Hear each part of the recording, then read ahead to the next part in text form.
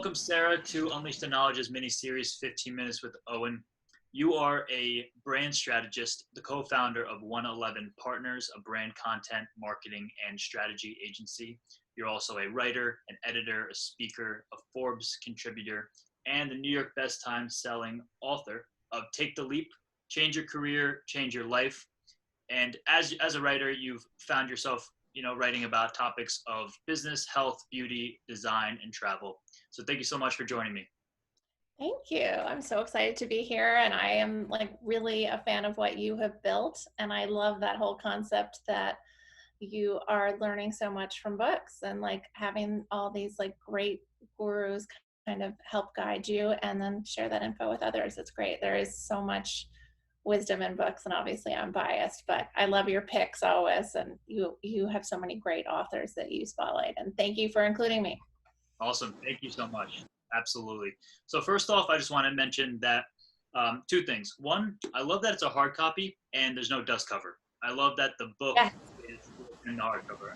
I don't see this often, but I want to note that to begin with. I hate dust covers. I really do. I find, they always get kind of dirty and ratty and gross. And then if I take them off and I like the, cover underneath, then great. And if I don't, it's always a bummer. So I kind of wanted to skip that.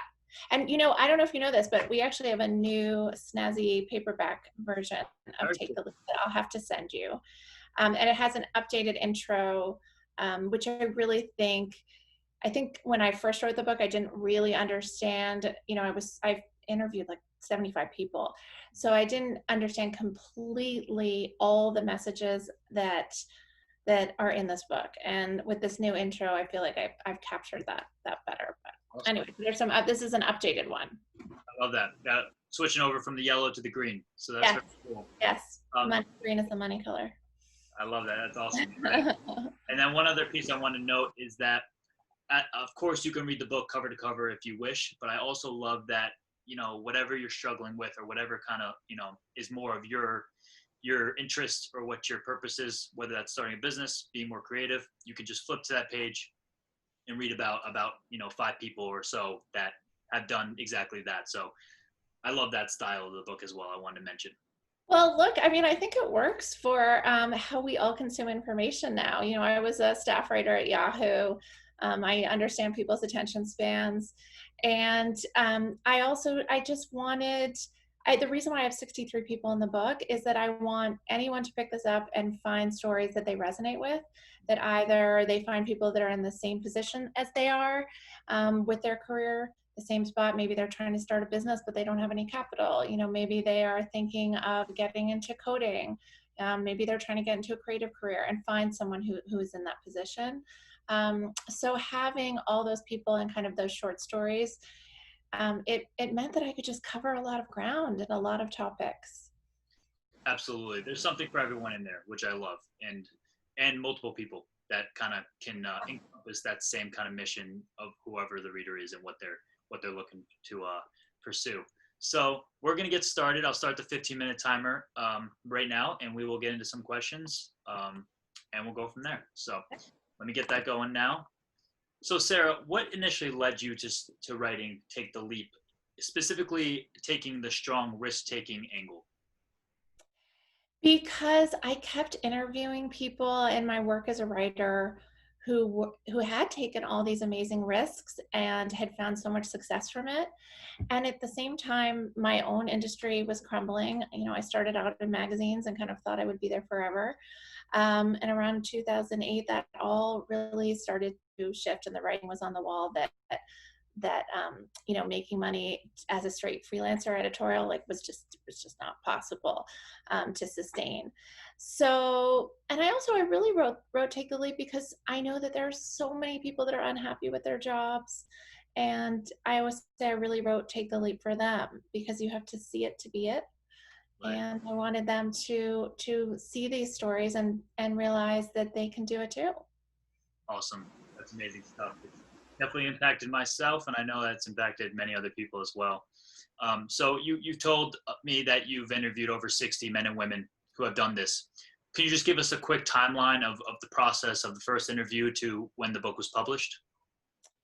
So a couple, I started with the proposal. I mean, I had pitched it to an agent 10 years ago, and it kind of got brushed aside as, I wasn't a big enough writer, and she didn't see the potential in it. But when I pitched it to my new agent, we started with some of the people that I had been interviewing for Yahoo and other outlets as my examples for the proposal. So kind of from proposal to book, I would say it was like 2.5 years, Okay. maybe 2 years. Yeah, so it was about a year process, uh, 3 months of writing the proposal and then selling it, and then maybe another 6 to 8, not 9 months to write it, and then the waiting period. Publishing takes a long, long time. I'm sure. Yeah. Long time. It's a little too slow. I mean, I wanted to kind of get, once you start writing these things, you want them all out there right now. And what's nice is I have a Forbes column now, all on career pivots. And so I'm able to, if I find someone great, I'm able to interview them and put it up right away. And I love that immediacy. Oh, fantastic. That's amazing. So if someone had just, gone to Barnes& and Noble or on Amazon or just came across my page or your page and they learned a little bit about yourself and the book, but obviously they hadn't read it yet, what's the number one takeaway you can provide right now that readers should have, or they're going to, they will obtain after reading the book? Well, there's no such thing as career stability anymore.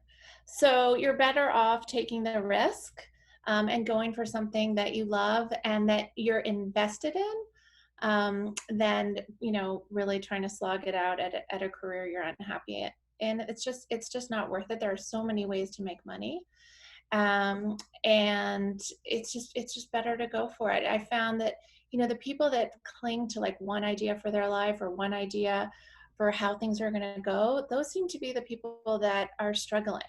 I have yet to interview someone, even people who started a business that failed, and then went on to something else, who regrets taking that risk. I've interviewed thousands of people, and I have yet to have one person say that to me, which I think is interesting. And again, I mean, I've interviewed a bunch of people who have had businesses that have failed a few times even, and they've never said that. And I think taking a risk and getting comfortable with that mentality is really key. And then I think the second takeaway that's kind of tied to that is not to cling to one set path for your life, or really one identity for yourself. You can be many different things in your life. I would say who you are in one decade doesn't have to be who you are in the next. And I think there's something very freeing and exciting about that idea that your career can take lots of twists and turns.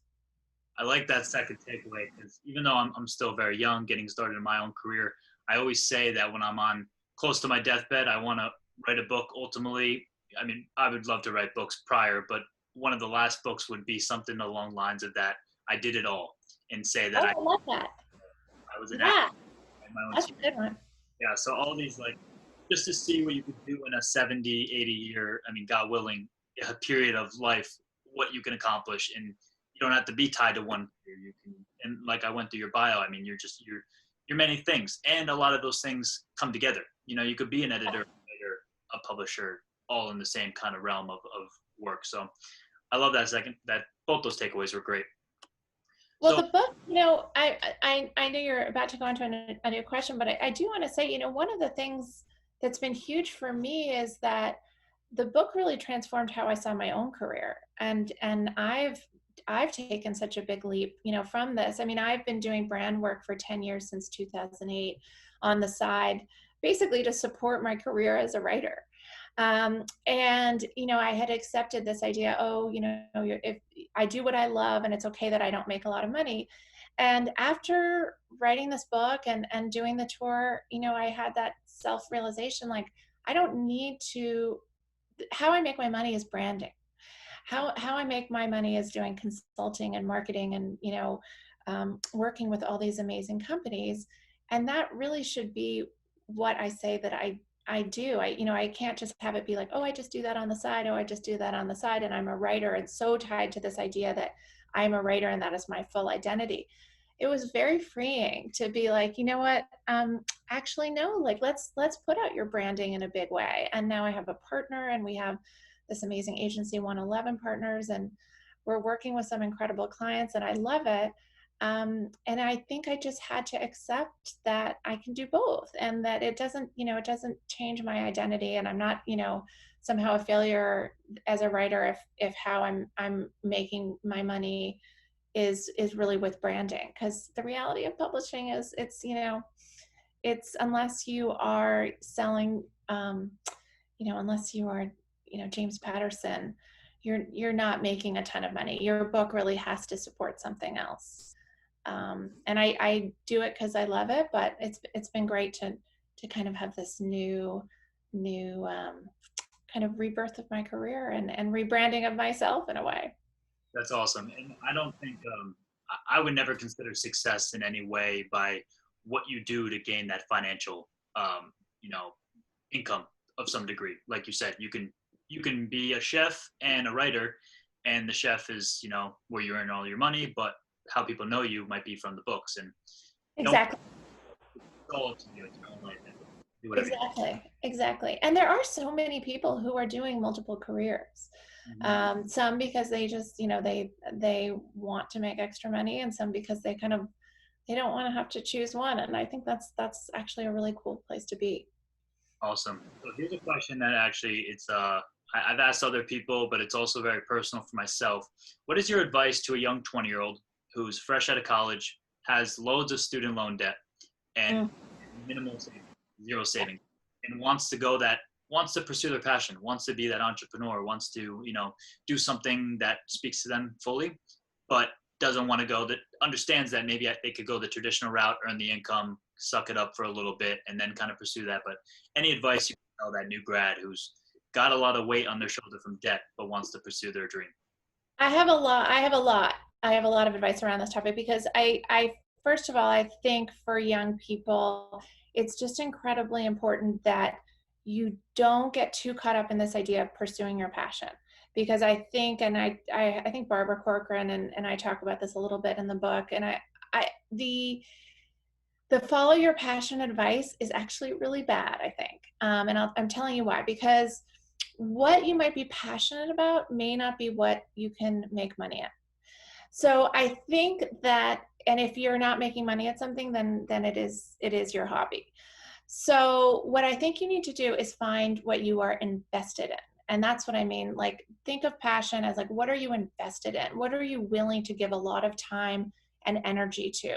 What are you willing to overcome a ton of obstacles to achieve? And maybe have to take some kind of, sucky jobs on the side in order to finance. But what are you so invested in that you're willing to do anything it takes to get it to fruition? And I think when you think of it that way, and then also put the, what can you ultimately monetize? What can, you make money at? You have to figure out the monetization piece.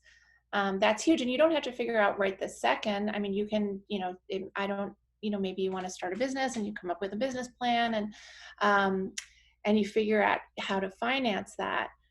But the money part is a crucial one.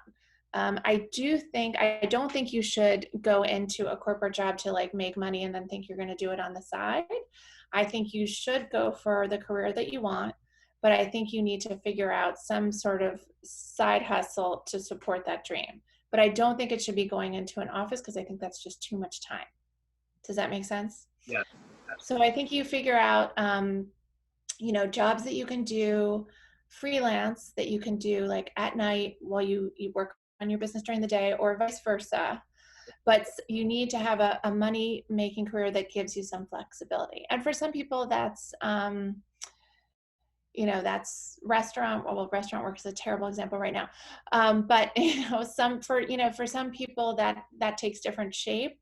And there are people that are able to work in corporate life and work a 9 to 5, and then, pursue building their career at night. And that's one way to do it. I just think all careers are so time consuming, and having something that's freelance is helpful. The problem with that is healthcare. That is, I don't have a good solution for that. I hate to say that. If you can get some sort of freelance gig where you have healthcare, that's ideal. But the key thing is not getting too invested in something else. I think just to make money. That's a very long answer to your question. That's fantastic. Thank you so much for that. I'm going to take up and any other people. Um, one thing to note on the healthcare, there's one example that I've actually gone through. If you do have a low income, you can go through your state ideally, and you can Oh, get nice. that way. And kind of get into places. There's opportunities for that. Now it all depends on income. Once you earn a certain level of income, you might have to start paying, but it's going to be a discounted rate. So perhaps aspiring on. That's a good idea. I mean, the thing is, like, I think you have to, especially if you want to start a business, for example, you can't let go of the thing that you're making money at until you get to a certain place. But one way to do it, honestly, too, is to really like cut back your expenses. Don't go for the big expensive city if you want to be an entrepreneur necessarily. Like, you know, see what are the things that you can do to save money, like especially as a young person, like, can you move in with your parents? Can you like move to a suburb or a small town, and do your business from there? What are the, like, can you downsize? Do you really need that really pricey car? Like, what are all the ways you can do to not have the stress of money? And especially if you're young, you don't have kids and you're not married yet, there's so much freedom in that you don't even realize while you're there. But there is so much freedom in that. So find all those ways to kind of save money while you're pursuing what it is you really want to do. I mean, the money will come, but for now, keep your purse strings tight. Fantastic. That's great. Unfortunately, a lot of people my age and the generation in social media live above their means. So that's a mindset. Yeah. So financial Well, yeah, because I mean, I think there are all these people on social media and Instagram, and I mean, I have these guys that reach out to me and they're posing in front of like, private jets and fancy cars, and they're, they're promoting some, get rich quick scheme to a whole bunch of people, and they get all the bunch of people to give them, I don't know, $100, um, and I don't know what really comes out of it for the people that are paying, but yeah, I mean, I think if you think of the reward is, and especially for people that are building businesses and or pursuing something that they love, if you're so invested in something that you're willing to do it and take another job to make it work and go over all these obstacles, then you're not really going for like the big fancy like rewards at the end. Like, if your motivation is like a Lamborghini, um I don't know how great your business is going to be. Like, you need to be like motivated by building something, motivated by building your brand, by reaching a wide audience on digital, by increasing your sales, creating a great product, whatever it is. But you can't be like motivated by that thing. And I think there is a whole world on Instagram that is motivated by that, which I think might change during the COVID time. Yes, absolutely. You got to be mindful, and you got to understand where the world's moving, and that there are a lot of get rich quick schemes, which wealth, abundance, any sort of that is never going to happen overnight to begin with. So once you understand that, then it should hopefully shield you. Um, so we just ran out of time. I'm going to ask you two more quick questions. They could both be Yeah, one or two answers. I know that sure. you're a traveler. You write about travel. What's the first international destination you're heading towards once COVID is cleared, once everything's safe? Where is Sara Bliss going to be heading towards? I was supposed to go to the Bahamas actually and go to Harbor Island, which for Town and Country magazine, I had gotten an assignment and I was really, really excited. There's a really cool hotel there called the Bahama House that I was supposed to stay at, and I was going to check out a few more properties on the island. So I have some plane tickets that need to be cashed in, and I definitely want to go that route. It's hard because travel is another side hustle of mine, and it's how I travel. And I really want to support the travel industry and support all those hotels. So as soon as I feel like I can get on a plane, I will. Maybe I'll follow Naomi Campbell and get a hazmat suit, but Yeah, I'm going. no, I'm with you. Gotta be safe, but I gotta find my way out of the U.S. at least for a week or so. Last question is: other than your own book, Take the Leap, what's the number one book you find yourself gifting to others, rereading yourself, or just passing it along to other people that you're close with or that you just met? That's a really good one. The Robin Sharma, the 5 a.m. Club book. I think it's genius. Actually, my husband read it, and now actually we're on totally different sleep cycles because I'm a night owl and he's getting up at 5 a.m. and doing, working out and meditating and following all of Robin's like genius advice. So I think that is a great book, while I still, I'm not an early riser, there's so much wisdom in that book, and he's so inspiring. And actually, during this COVID time, I've been following him even more, and I think he has great insight into patience, being calm, going for things that are meaningful to you, and what comes out of it. He's a genius. So. I idolize him. Actually, he's someone that I am a huge fan of. And Yeah. actually, I got the book right there. That's the 5 a.m. Club, the orange. I don't know if you can see it. I Yeah. just finished The Monk Who Sold His Ferrari the other week, and that's another one of his earlier books. That book's fantastic. It's same kind of spiritual enlightenment, patience, meditation, rising early. And I'm similar to you as well. I've always been a night crawler. I work very well in the wee out. I mean, my sleep schedule has always been off, and my morning routine is like my biggest goal at this current moment. I would love to get the bare minimum, like, or the set amount of time of sleep, 8 hours or so, 7 to 8 hours. But I would love to be up with the sun. That's a goal of mine, and Robin's helping me. So glad to know that we could connect on that level. I actually think, honestly, I've got to look back on my Instagram, but I actually think I might have discovered Robin through you. I think you might have put me in a book stack with him. Someone put me in a book stack with him, and I didn't know who he was until I saw that, and I got really into it. So it might have been you. It actually might have been you that turned me onto it. So see, like your work is influencing a lot of people. That's awesome. I've actually talked to Robin too through Instagram DM, which is incredible.